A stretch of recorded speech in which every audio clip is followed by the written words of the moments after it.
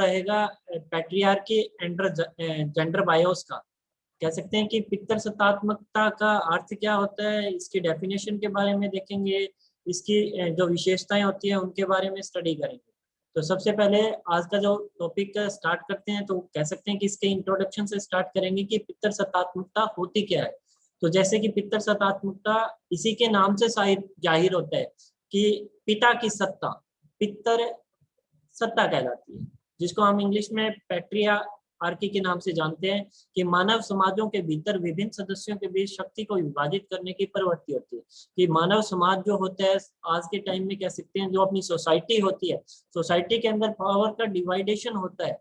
अनेक प्रकार की जो मनुष्य को पावर मिली होती है, उसका कह सकते हैं कि वहां पर डिवाइडेशन किया हुआ है। वुमन के काम अलग है, मैन के काम अलग होते हैं। तो वहां पर कह सकते हैं कि शक्ति का डिवाइडेशन होता है, कि मानव समाज के भीतर विभिन्न सदस्यों के बीच शक्ति को विभाजित करने की प्रवृत्ति होती है। और ये प्रवृत्ति कह सकते हैं कि आज के टाइम से नहीं है, पुराने टाइम से है। पुराने टाइम में भी पावर का डिवाइडेशन तो होता था, और आज के टाइम में भी कह सकते हैं कि पावर का डिवाइडेशन होता है। उसी प्रकार कह सकते हैं कि पॉलिटिकल सिस्टम में देखें तो वहां पर भी पावर का डिवाइडेशन मिलता है। जैसे कि राष्ट्रपति के पास जो पावर है वो कुछ अलग होती है, प्रधानमंत्री के पास पावर अलग होती है, जो मुख्यमंत्री होता है, जो अन्य मंत्री होते हैं, उन सबके पास कह सकते हैं कि पावर का डिवाइडेशन अलग अलग प्रकार से होता है।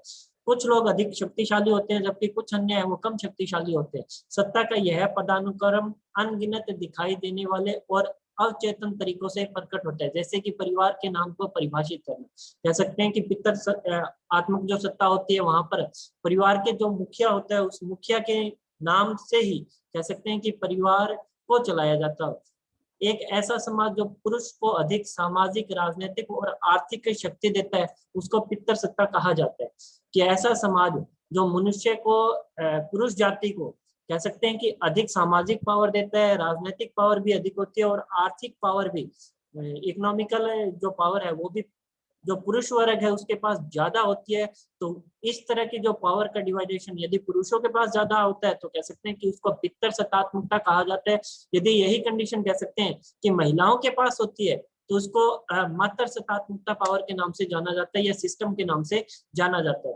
तो पुरुषों के बारे में दोबारा से एक बार हाईलाइट करना चाहूंगा कि मानव समाज के अंदर क्या होता है कि विभिन्न शक्तियों के का विभाजन किया जाता है। विभाजन करने की प्रवृत्ति होती है समाज के अंदर। कुछ लोग ज्यादा पावरफुल होते हैं, कुछ कम पावरफुल होते हैं, और सत्ता का यह पदानुक्रम अनगिनत दिखाई देता है।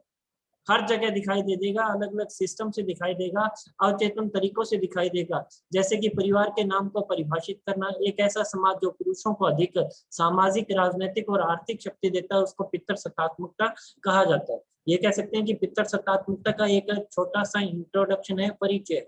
उसके बाद में इसके अर्थ की बात करते हैं। तो पितृसत्तात्मकता का अर्थ क्या होता है, मीनिंग। और ये मीनिंग कह सकते हैं कि हमें वर्बली कि शाब्दिक तरीके से बता रखा है कि शाब्दिक अर्थ क्या होता है पितृसत्तात्मकता का। तो कह सकते हैं कि पितृसत्ता अंग्रेजी के पैट्रियार्की का हिंदी समानार्थी है। अंग्रेजी में यह शब्द यूनानी शब्दों के पीटर प्लस में आर्ची को जोड़कर बनाया गया है। पीटर का अर्थ हमेशा होता है पिता, और आर्ची का अर्थ होता है शासन। अर्थात पैट्रियार्ची का शाब्दिक अर्थ होता है कि पिता का शासन। उसी प्रकार मैट्रियार्की होता है, उसमें कह सकते हैं माता का शासन होता है। पैट्रियार्की है, दो शब्दों से बना है, पीटर प्लस में आर्ची। पीटर का अर्थ होता है पिता, और आर्ची का अर्थ होता है शासन। अर्थात पैट्रियार्की होता है पिता का शासन। कि ऐसा समाज जहां पर पिता के हाथ में पावर हमेशा ज्यादा होती है, उसको पैट्रियार्की कहा जाता है। और वहां पर पिता ही शासन की संपूर्ण शक्तियां पिता के पास में निहित होती है। ये इसका कह सकते हैं अर्थ है। उसके बाद में डेफिनेशन के ऊपर चलते हैं कि पितृसत्तात्मकता की डेफिनेशन है वो कुछ बता रखी है, स्लाइड शो कर रही है ना। इसमें जो फर्स्ट डेफिनेशन बता रखी है कि ऐसी सामाजिक व्यवस्था जिसमें सत्ता तथा नियंत्रण पुरुषों को प्राप्त होते हैं, ना कि महिलाओं को।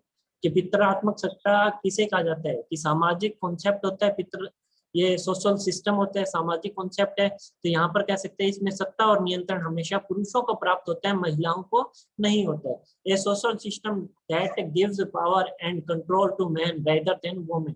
कि वुमेन से ज्यादा पावर किसके पास होती है, पुरुषों के पास होती है। और ऐसी सामाजिक व्यवस्था को हमेशा पितृसत्तात्मकता व्यवस्था कहा जाता है।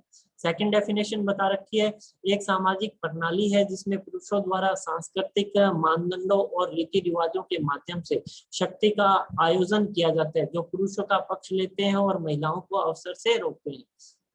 कि जो पितृसत्तात्मकता व्यवस्था होती है, कह सकते हैं कि सामाजिक व्यवस्था है, इसके अंदर कुछ सांस्कृतिक मापदंड होते हैं, कुछ रीति रिवाज होते हैं, जिसके माध्यम से हमेशा शक्ति का बंटवारा किया जाता है और इसमें हमेशा पुरुषों का पक्ष लेता है, और ये महिलाओं को अवसर देने से, अर्थात महिलाओं को अपॉर्चुनिटी देने से रोकता है, चाहे वो अपॉर्चुनिटी किसी भी प्रकार की हो, जॉब से रिलेटेड हो, स्टडी से रिलेटेड हो, शिक्षा से संबंधित है तो भी वहां पर उसको कह सकते हैं कि उसके ऊपर कंट्रोल किया जाता है, सोसाइटी से संबंधित है तो भी कंट्रोल किया जाता है। तो ऐसी सामाजिक प्रणाली जिसमें पुरुषों को ज्यादा शक्ति प्राप्त होती है और महिलाओं को कम शक्ति प्राप्त होती है, उसको कह सकते हैं कि पितृसत्ता कहा जाता है। A social system in which power is held by men through control norms and withholds opportunity from women। कि यहाँ पर महिलाओं की पावर कम हो जाती है और जो मैन होता है उसकी पावर हमेशा ज्यादा रहती है। ऐसे सिस्टम को, ऐसे सामाजिक सिस्टम को, सोशल सिस्टम को कह सकते हैं पैट्रियार्की के नाम से जाना जाता है। उसके बाद में थर्ड डेफिनेशन की बात करते हैं, सामाजिक संगठन का एक रूप जिसमें पिता या सबसे बड़े पुरुष को परिवार मुखिया के रूप में पहचाना जाता है। यह या जनजाति वंश और रिश्तेदारी को पुरुष रेखा के माध्यम से पहचाना जाता है। कि ऐसा सिस्टम होता है, पैट्रियार्की सामाजिक संगठन है जिसमें पुरुष क्या होता है, परिवार का मुखिया होता है और उस मुखिया के रूप में ही परिवार की पहचान होती है। यह परंपरा कह सकते हैं कि जनजाति जो वंश होता है वहां पर ज्यादा पाई जाती है और रिश्तेदारी जो होती है उसमें पुरुष रेखा के माध्यम से पहचाना जाता है।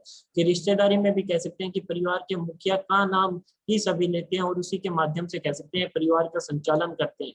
तो वहां पर पैट्रियार्किक सिस्टम होता है। एक form of social organisation in which of the father और the eldest male is recognised as the head of the family and tribe descent and kinship beings traced through male line. Male line के माध्यम से कह सकते हैं कि जो patriarchy system है वो चलता है। नेक्स्ट है, और जो लास्ट डेफिनेशन है, पितृसत्ता रीति रिवाजों, परंपराओं, दृष्टिकोण, पारिवारिक मापदंड और उनके शिक्षण और सिखाने की आदतों से बना है, जो पीढ़ी से पीढ़ी तक इसके संचरण को सुनिश्चित करता है। कि जो पितरात्मक सत्ता होती है उसमें अनेक हम रीति रिवाज, जो परंपराएं होती है, उन परंपराओं के आधार पर एक ऐसा दृष्टिकोण सेट कर लेते हैं जो पारिवारिक मानदंडों के अनुसार होता है, जिसमें शिक्षण किया जाता है, जो सिखाया जाता है और जो सीखते हैं वो हमारी आदत बन जाती है। और ये आदतें कह सकते हैं कि एक पीढ़ी से दूसरी पीढ़ी तक हस्तांतरित तो होती रहती है और उसी को पितरात्मक सत्ता कहा जाता है। कह सकते हैं कि ये पितरात्मक सत्ता, इसमें कह सकते हैं कि जो परिवार का मुखिया होता है उसके पास सारी पावर होती है। जब परिवार के मुखिया की डेथ हो जाती है तो जो परिवार में सबसे एल्डेस्ट होता है, जो सबसे बड़ा होता है, सारी की सारी पावर उसके हाथों में चली जाती है और वो परिवार का संचालन करता है। तो ये कह सकते हैं पीढ़ी, एक पीढ़ी से अगली पीढ़ी तक हमेशा हस्तांतरित होती रहती है। कि संयुक्त परिवार सिस्टम में देखा जाता है कि वहां पर यदि ग्रैंडफादर है तो उसकी डेथ, ग्रैंडफादर की डेथ होने के बाद में जो सिस्टम है वो फादर संचालित करता है, फादर की डेथ होने के बाद में सन है वो सिस्टम को संचालित करता है, परिवार को संचालित करने का काम करता है। तो वहां पर कह सकते हैं कि पितरात्मक सत्ता होती है। ये कह सकते हैं कि 4 डेफिनेशन आपको इसके मीनिंग के थ्रू बता रखी है कि पैट्रियार्की सिस्टम होता क्या है। उसके बाद में नेक्स्ट देखते हैं वो है कैरेक्टरिस्टिक ऑफ पैट्रियार्की सिस्टम। कि जो पितरात्मक सत्ता प्रणाली होती है उसकी प्रमुख विशेषताएं क्या होती है। जैसे कि फर्स्ट विशेषता आपको पहले ही बता दी गई है कि एक सामाजिक प्रणाली है जिसमें पिता परिवार का मुखिया होता है। कि जो पितरात्मक सत्ता की प्रमुख विशेषता में फर्स्ट जो विशेषता है वो कह सकते हैं कि पिता है वो परिवार का मुखिया होता है। A social system in which of the father is the head of the society. कह सकते हैं कि वो क्या करते हैं कि परिवार को चलाने का काम पिता का होता है और उसी के नाम पे परिवार की पहचान होती है और उसको पितृ सत्तात्मक प्रणाली के नाम से जाना जाता है। नेक्स्ट इसकी बात करते हैं सेकंड, इस प्रणाली पर आधारित एक परिवार, समुदाय या समाज या कह सकते हैं कि इस प्रणाली पर आधारित एक परिवार हो या समुदाय हो या समाज हो, वो हमेशा पुरुषों द्वारा शासित होता है। पुरुष ही प्रधान होते हैं, चाहे वो परिवार की बात कर लो, चाहे समुदाय की बात कर लो, या कह सकते हैं चाहे समाज की बात कर लो। तो ऐसा कह सकते हैं कि पितरात्मक समाज भी होता है, समुदाय भी होता है और परिवार भी होता है, जहाँ पर पुरुष है वो प्रमुख भूमिका निभाते हैं। सोसाइटी, कम्युनिटी और society based on the system और गवर्नड बाय मैन, कि मैन के द्वारा चलाया जाने वाला सिस्टम होता है। नेक्स्ट बता रखी है पुरुषों द्वारा समाज का प्रभुत्व। ये कह सकते हैं कि यहाँ पर मिसप्रिंट के माध्यम से 2 बारी रिपीटेशन हो चुका है, तो इसको कट कर देना इतने को। पुरुषों द्वारा समाज का प्रभुत्व या ऐसे प्रभुत्व को बनाए रखने वाले मूल्य, कि पुरुषों द्वारा समाज का प्रभुत्व होता है और ऐसे प्रभुत्व को बनाए रखने के लिए जितने मूल्यों की आवश्यकता होती है वो सारे के सारे पितरात्मक सत्ता में पाए जाते हैं। Dominance of a society by man on the value that uphold such dominance.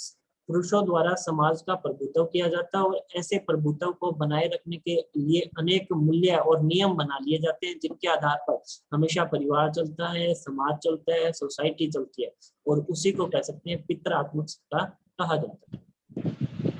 Next इसकी बात करें कि कौन सी विशेषता होगी, 4th नंबर में कह सकते हैं कि सत्ता के पदों पर पुरुषों का संग्रह इस तरह के प्रभुत्व को बढ़ाता है कि सत्ता जो होती है उसके ऊपर क्या होता है, सत्ता के जितने भी पद होते हैं, हाईएस्ट जो लेवल के पद होते हैं, तो वहां पर कह सकते हैं कि पुरुष का हमेशा संग्रह रहता है, पुरुष ही उन प्रमुख पदों पे कार्य करता है।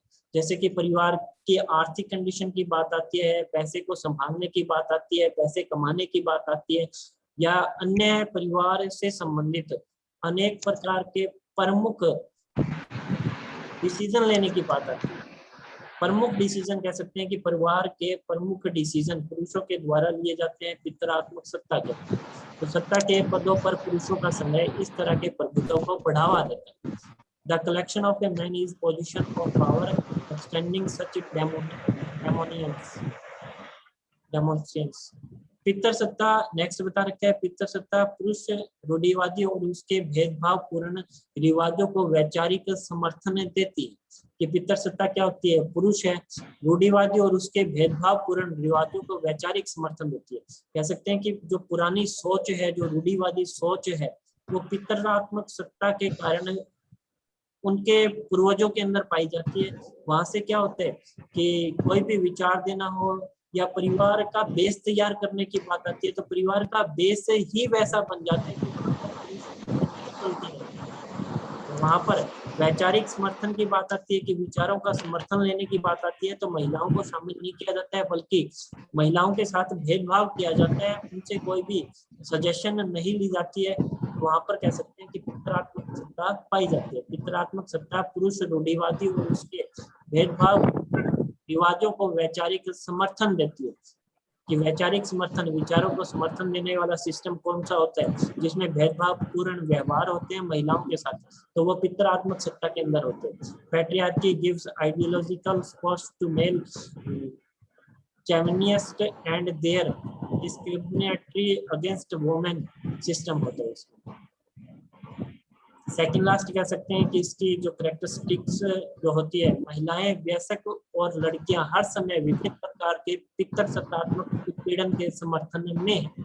कि women both adult and girls are at all time expand to different types of patriarchal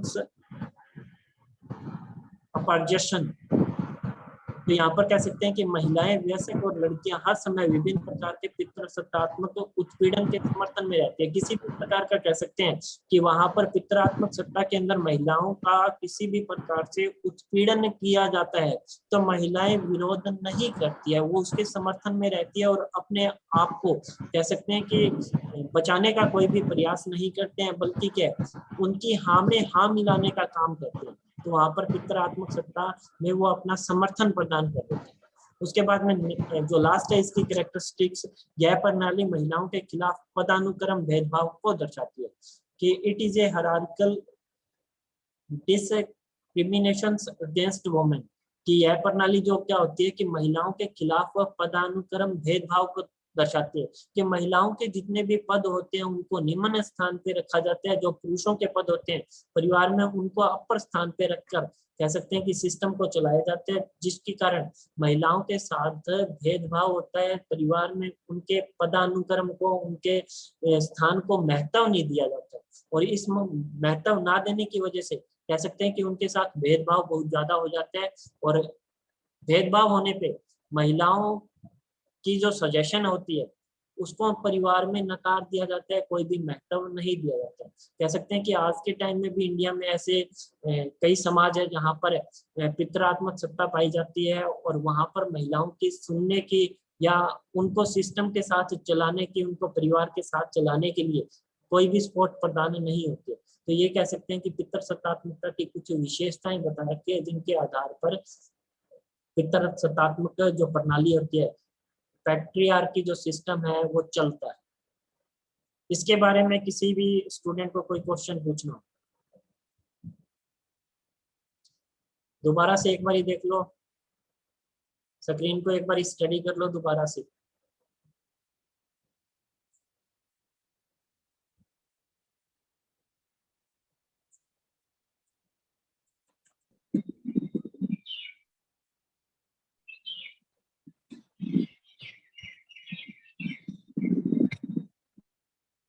Neha चंदन, कोई क्वेश्चन है क्या आपका?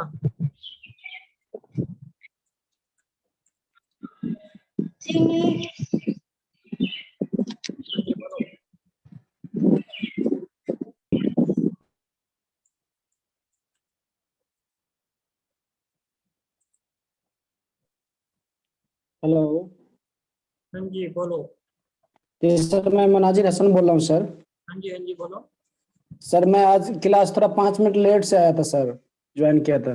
अच्छा, तो ये क्वेश्चन सर कौन सा, मतलब जेंडर और लिंग से sir? Gender school and society का क्वेश्चन है। जो फर्स्ट टॉपिक हमने किया था वो किया था कॉन्सेप्ट ऑफ जेंडर का। उसके बाद में सेकंड जो टॉपिक है आपके सिलेबस के अंदर वो patriarchy system and gender BIOS का है। आज दो छोटे छोटे टॉपिक लेके चले हैं जिसमें हमने पैट्रियार्की सिस्टम, जिसको पितृसत्तात्मकता कहा जाता है, कि वहां पर जो परिवार के अंदर पुरुष प्रधान जो सिस्टम होता है उसके बारे में स्टडी किया। इसके अंदर कह सकते हैं डेफिनेशन बताए, इंट्रोडक्शन बताया था आपको कि पितृसत्तात्मकता क्या होती है। यहाँ पर कह सकते हैं कि मानव समाज है, वहां पर पुरुषों के हाथ में सत्ता का होना कह सकते हैं कि पितृसत्तात्मकता कहा जाता है। जैसे कि नाम से ही जाहिर होता है, पितर अर्थात पिता, सत्ता अर्थात पावर, पिता के पास सभी पावर होना पितृसत्तात्मकता कहलाता है। जैसे कि इंग्लिश के अंदर पैट्रियार्की शब्द इस्तेमाल करते हैं, यहाँ पर दो शब्द है यूनानी भाषा के, एक पैटर प्लस में आर्ची। पैटर का अर्थ होता है यहाँ पर पिता और आर्ची का अर्थ होता है शासन करने वाला, अर्थात कि ऐसा पैट्रियार्की एक ऐसा शब्द है जिसका अर्थ होता है पिता का शासन। उसके बाद में डेफिनेशन बताई है कि ऐसी सामाजिक व्यवस्था जिसमें सत्ता तथा नियंत्रण पुरुषों को प्राप्त होता है, ना कि महिलाओं को होता है। एक ऐसी सामाजिक प्रणाली जिसमें पुरुषों द्वारा सांस्कृतिक मानदंडों और रीति रिवाजों के माध्यम से शक्ति का आयोजन किया जाता है, जो पुरुषों का पक्ष लेती है और महिलाओं को अवसर से रोकती है, उसको पितृसत्तात्मकता कहा जाता है। उसके बाद में नेक्स्ट बताइए आपको कि सामाजिक संगठन का एक रूप। हाँ जी ठीक है सर, बोलिए।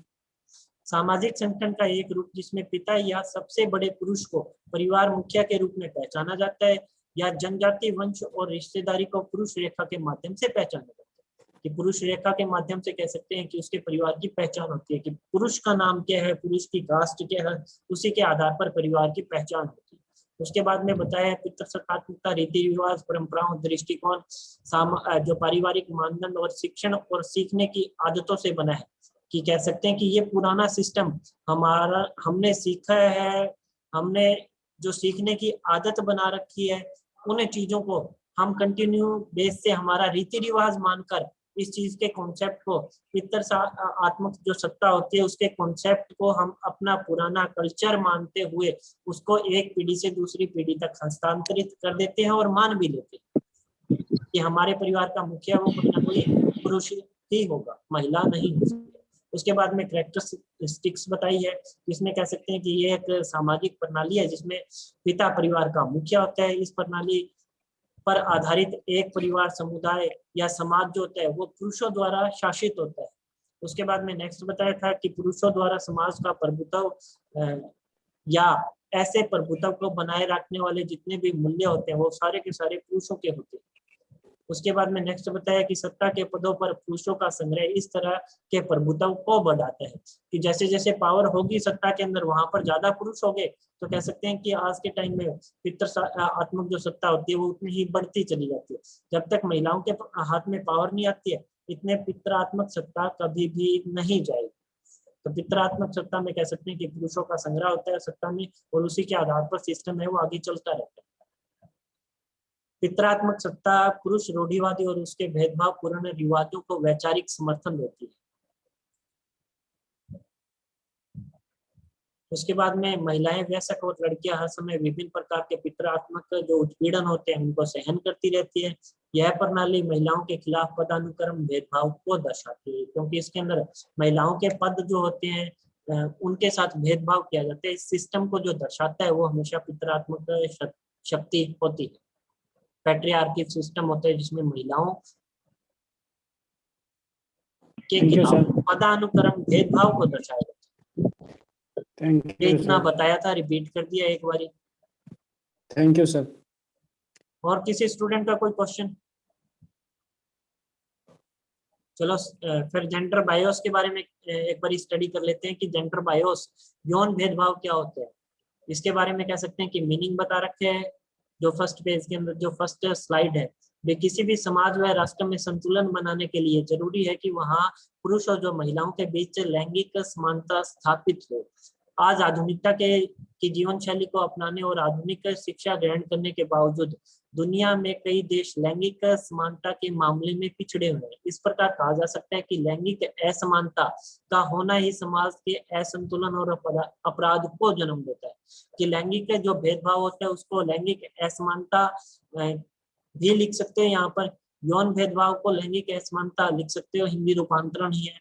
वे किसी भी राष्ट्र है वहां पर यदि हमें उस राष्ट्र का विकास करना है तो कह सकते हैं कि दोनों जेंडर में किसी भी प्रकार का भेदभाव नहीं होना चाहिए। यदि भेदभाव होगा, चाहे वो समाज की बात करें, देश की बात करें या परिवार की बात करते हैं, तो वहां पर असंतुलन और अपराध की प्रवृत्ति जन्म ले लेती है। इसलिए लैंगिक जो भेदभाव है वो समाप्त होना चाहिए। यौन आधारित भेदभाव से अभिप्राय। यौन आधारित अर्थात कह सकते हैं कि जो लैंगिक असमानता आधारित जो भेदभाव से अभिप्राय महिलाओं के साथ होने वाले भेदभाव से, जहां उनको ना तो समान अधिकार दिए जाते हैं और ना ही पुरुषों के समान उनको अवसर दिए जाते हैं। कि लैंगिक आधारित भेदभाव क्या होते हैं, इसमें कह सकते हैं कि महिलाओं के साथ भेदभाव किया जाता है और महिलाओं को ना ही तो पुरुषों के बराबर अधिकार मिलते हैं और ना ही महिलाओं को पुरुषों के समान है वो अवसर मिलते हैं, अपॉर्चुनिटी में नहीं मिलती है उनको। और कह सकते हैं कि उनके पास जो अधिकार होते हैं वो भी सीमित होते हैं और किसी भी प्रकार की प्रोग्रेस की अपॉर्चुनिटी नहीं होती।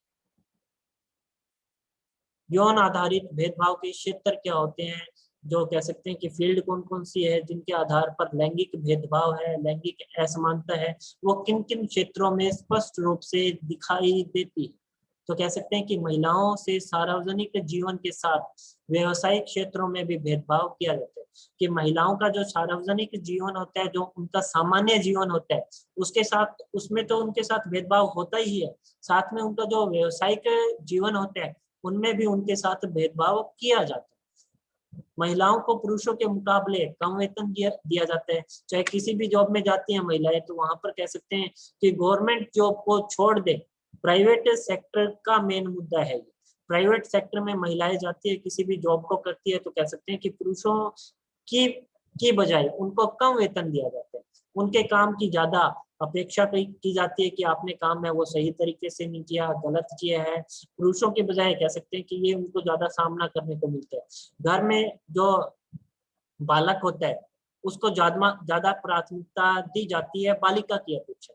घर में लड़का जन्म लेता है तो कह सकते हैं कि अनेक प्रकार से सेलिब्रेट किया जाता है सिस्टम को, परंतु जब लड़की पैदा होती है तो उस टाइम घर के अंदर सेलिब्रेशन बहुत कम किया जाता है। आज के टाइम में तो कह सकते हैं कि ये चीजें कम होनी स्टार्ट हो चुकी है।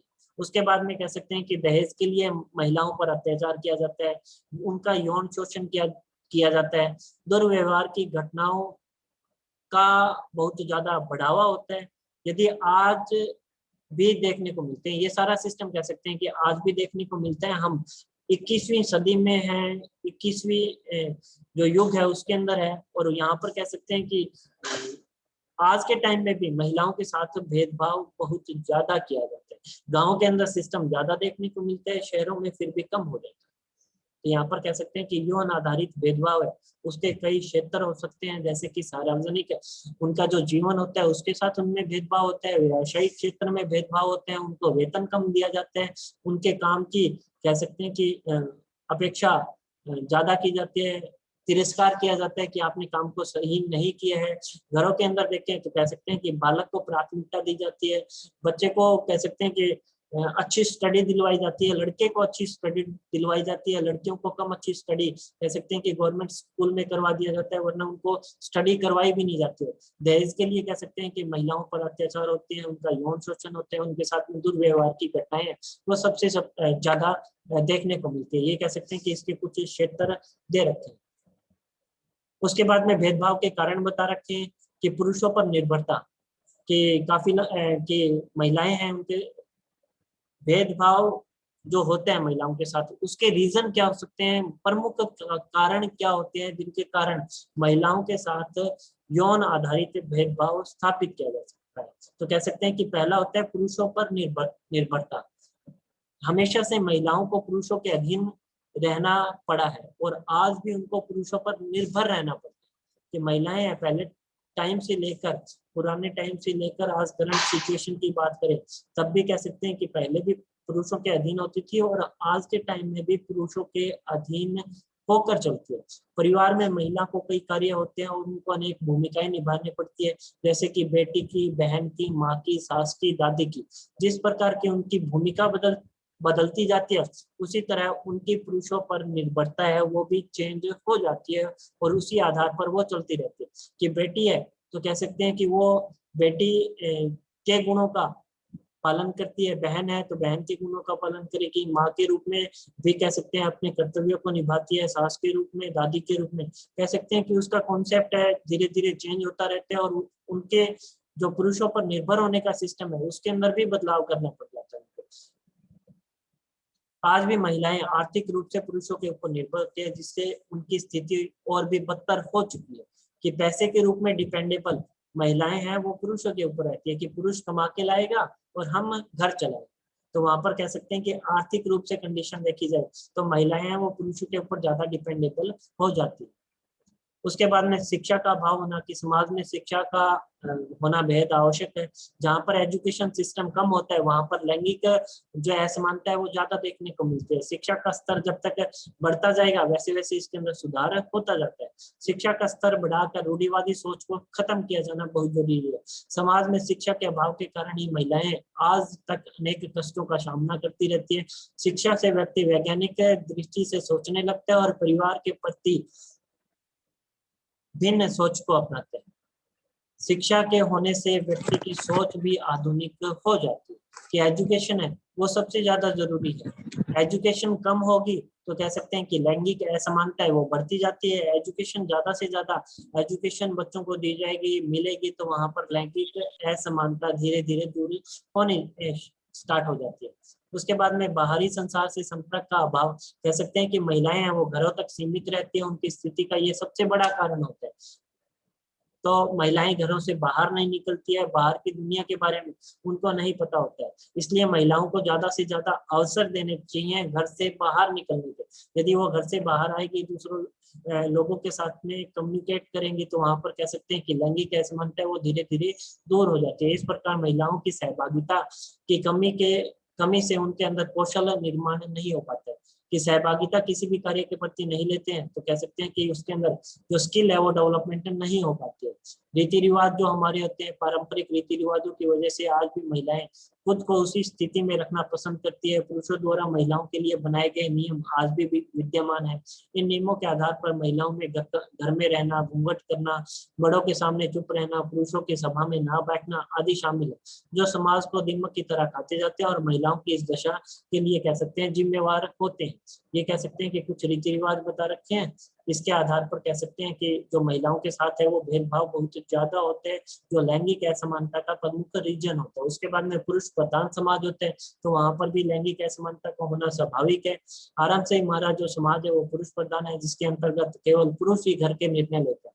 पिता की जमीन पर कह सकते हैं लड़की का हक माना जाता है, लड़की का हक नहीं माना जाता है। इस प्रकार के समाज में ये जहाँ स्त्री को कोई अधिकार नहीं दिए जाते हैं, और अगर दिए भी जाते हैं तो नाम मात्र होते हैं, और महिलाओं की स्थिति का अंदाजा लगाया जाना मुश्किल नहीं है कि वहां पर महिलाओं की जो स्थिति होती है वो पुरुषों से नीमन हो जाती है। तो वहां पर कह सकते हैं कि जो पुरुष प्रधान समाज होते हैं वहां पर इस प्रकार का सिस्टम है, पितरात्मक सत्ता है पुरुष प्रधान समाज में ज्यादा देखने को